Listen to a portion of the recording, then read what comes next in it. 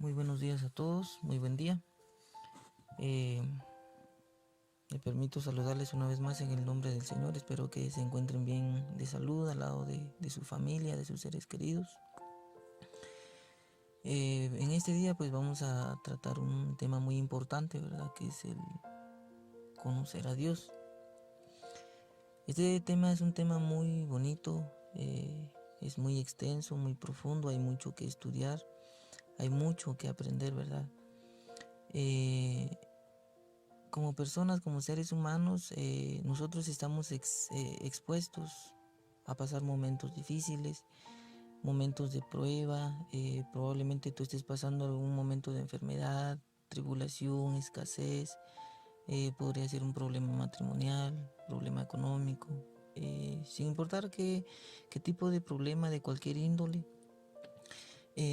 Independientemente de que tú seas cristiano, es decir, hayas aceptado a Jesús como tu único y suficiente Salvador, o no lo hayas aceptado, pues como seres humanos siempre estamos propensos a pasar por esos valles, como dice la palabra, por esos valles de sombra y de muerte. Son momentos difíciles que nos tocan atravesar, ya sea por alguna mala decisión que tomamos, ya sea porque Dios en su infinita gracia, en su infinita grandeza, pues se vean la necesidad de someternos a diversas pruebas, ¿verdad? Para que nosotros podamos crecer, fortalecernos a cada día más en la fe, ¿verdad? Eh, pero usted me dirá, bueno, ¿qué tiene que ver esto, ¿verdad? Con el conocer a Dios.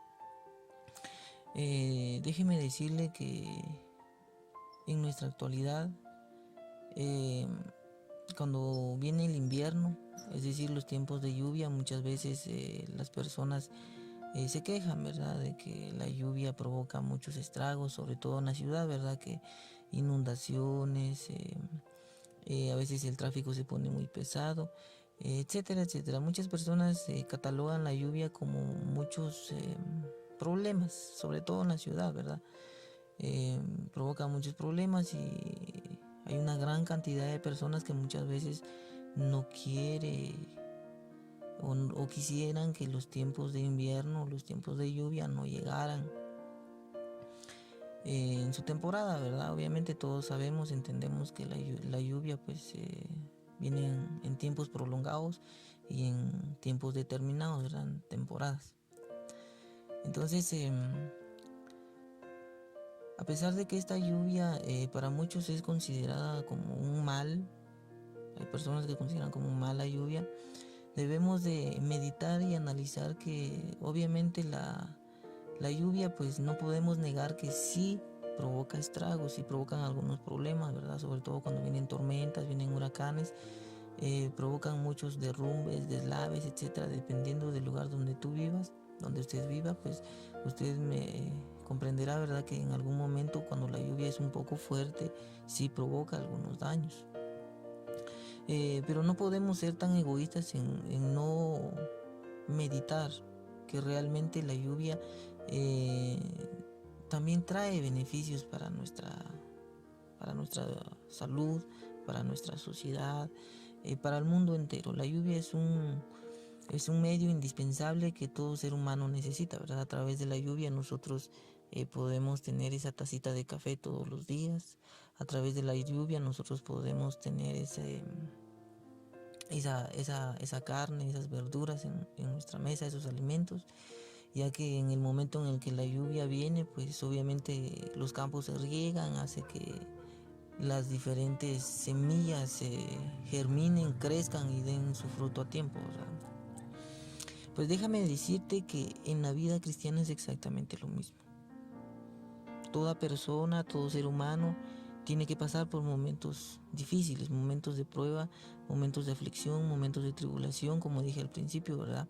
Pueden ser problemas matrimoniales, problemas emocionales, probablemente un hijo descarriado, probablemente una economía que no avanza, probablemente tengas muchos proyectos estancados que no has podido llevar a cabo a causa de la falta de economía en tu vida, ¿verdad?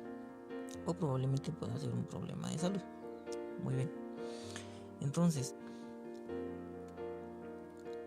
Cuando nosotros comenzamos a caminar en una vida cristiana, nosotros debemos de ser sometidos a ese tipo de pruebas.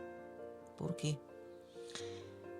Porque cuando una persona, hablemos de una persona que sea un poco altiva, un poco orgullosa, una persona que no tenga paz en su corazón, una persona que sea muy egocéntrica, es decir, que solo piense en ella misma, esta persona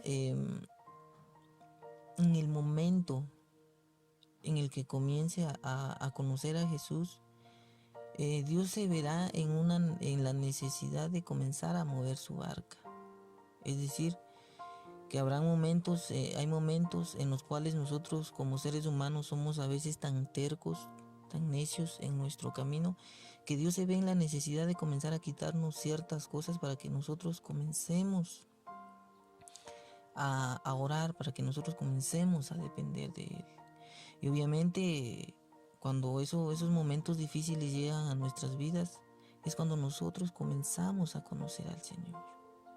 En el libro de Mateo, capítulo 8, verso 23 en adelante, dice la palabra de la siguiente manera: y entrando él en la barca, sus discípulos le siguieron.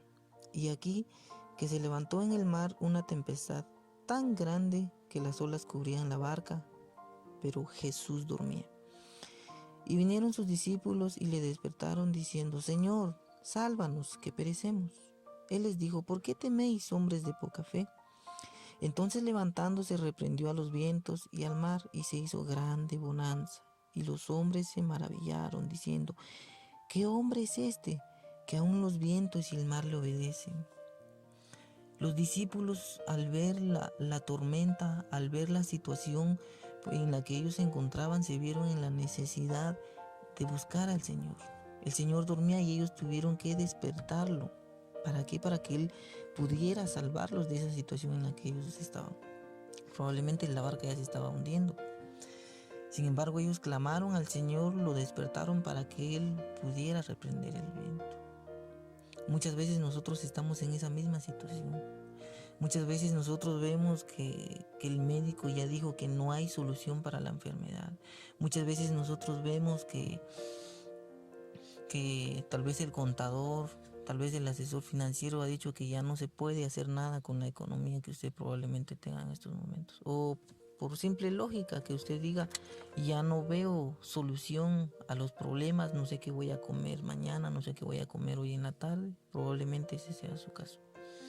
Entonces, cuando nosotros nos vemos en esa situación difícil, lo que nosotros comenzamos a hacer es a orar, a buscar el rostro de Dios, a clamarle a Dios.